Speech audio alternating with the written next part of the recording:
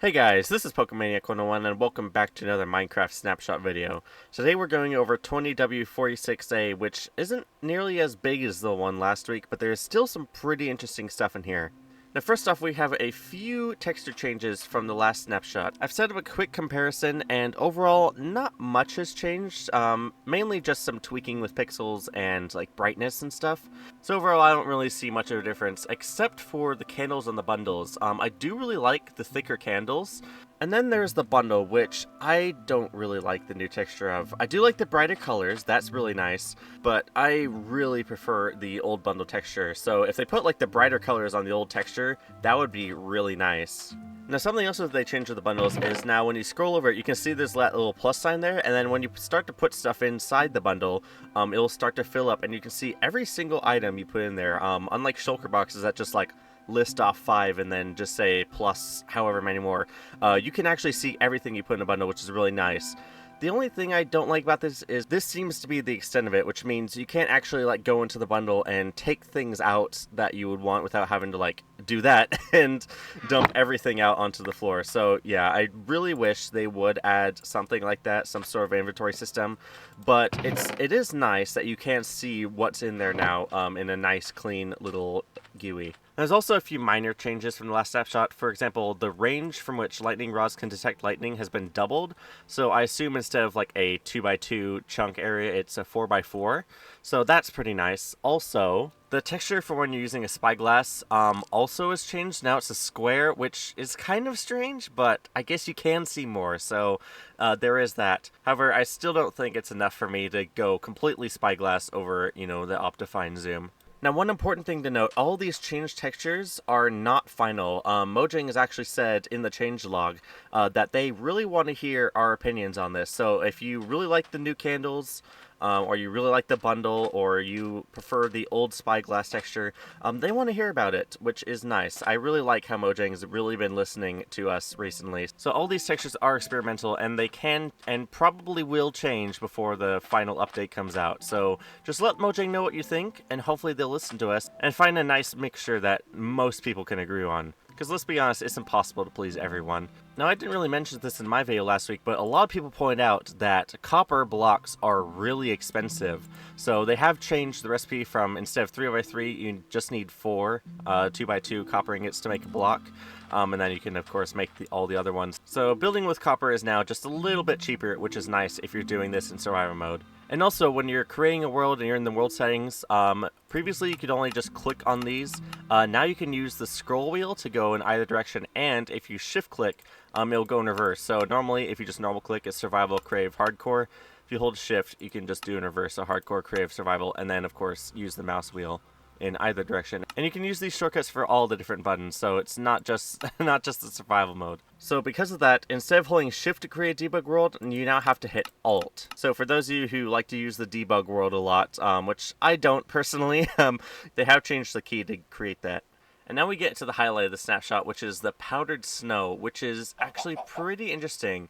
Instead of mining it up like you would most other blocks, you actually use a bucket in order to pick it up, and you can actually do this from the overworld or in a cauldron, which you can also fill up with powdered snow now. And speaking of cauldrons, it's actually farmable as well. If you have a cauldron in the snow, then it will slowly fill up with this powder snow. However, this is actually pretty slow. I haven't ever seen this happen in person before, and in other people's videos, they'll have like huge grids of cauldrons and only like a couple will fill up. So you want a lot of cauldrons in order to get a large amount of this stuff. So now we get to the snow itself. Now you may have seen this from the Bedrock betas, but if you go inside of it, it actually gives you this really cool fog effect, and if you're in survival mode, you'll see that the corners of the screen actually start having these really cool snow patterns.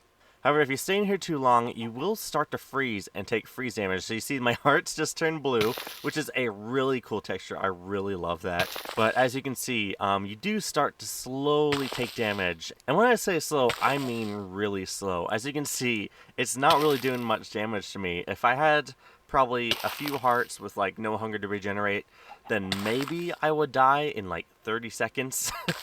So I don't see a lot of people dying from this, but it is possible. Now, the freeze effect actually still happens when only your feet are submerged. And also, as you can see, the camera kind of zooms in when you're in these snow blocks. So yeah, it's probably going to be pretty difficult to die from this, but it is still possible. So just make sure to watch out if you don't have a lot of health. You also need to be careful when you're walking on top of it, because if you stand on it, you'll actually sink right through. Now, something that can counteract this is leather armor. The freezing effect will be counteracted with the more leather armor you have, and if you have leather boots on, you can just stand right on top of it. You can also hold shift to descend and then spacebar to go up like you can with like scaffolding or something. Although I don't think you'll want to use this as scaffolding because you will get hurt from it. Now the changelog says that if you have full leather armor, you won't take any freezing damage at all, but it doesn't seem to be working at the moment. As you'll see in a few seconds, I'm taking damage. So it looks like this isn't quite working at the moment. Hopefully they can fix it in the next snapshot, but yeah. For now, you will still take damage even with full leather armor, but I'm pretty sure they're going to fix that before the full update. Also, you'll notice when you first walk out of it, you'll actually be really slow, and as the camera pans out, you actually get a little bit faster, and then eventually everything will just fade away and you'll be normal. So yeah, this is a pretty interesting block. I don't see a lot of people dying from this, but it is still a possible way to trap your friends and get them stuck in some places that they wouldn't want to be. You also notice that the texture is not quite identical. If you look closely, the powder snow texture is much more detailed. I'm not sure how well you can see on the video, but the normal snow is much smoother and much cleaner, whereas the powder snow is a little bit more jagged. But if you're just running straight through the mountains, you probably won't take the time to look, and you might see yourself getting stuck in this. So yeah, those are all the major changes in this snapshot. It is much smaller than last week's, but there are some pretty cool, no pun intended, features in this snapshot.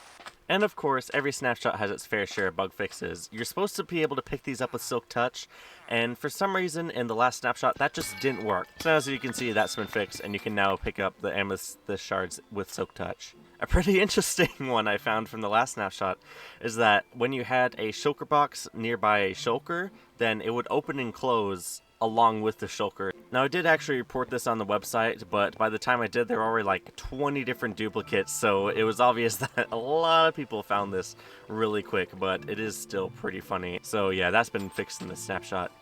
Now here's a really interesting one. This bug has been in the game since 1.9, and I think a lot of people just kind of forgot about it. If you remember back in the day, when you spawn a wither, the wither's health will actually just gradually go up as it's spawning. But as you can see, it just kind of stays at full, and that's been in the game since like 1.9, and they finally fixed that. Oh, there's a villager. Alright.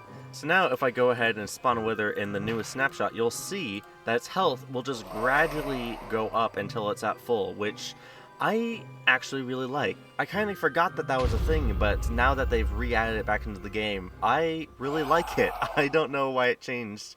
I'm not sure what the bug was that made it happen, but I'm glad they changed it back. It's not much, but it is a nice little reminder of the old school days. And the last bug I want to mention was a kind of a weird one, but for some reason, just the front leg of every cat and ocelot in the world just disappeared in the last snapshot. I'm not sure how this happened, but yeah, just the front left leg of the cats and the front right leg of all the ocelots just straight up disappeared.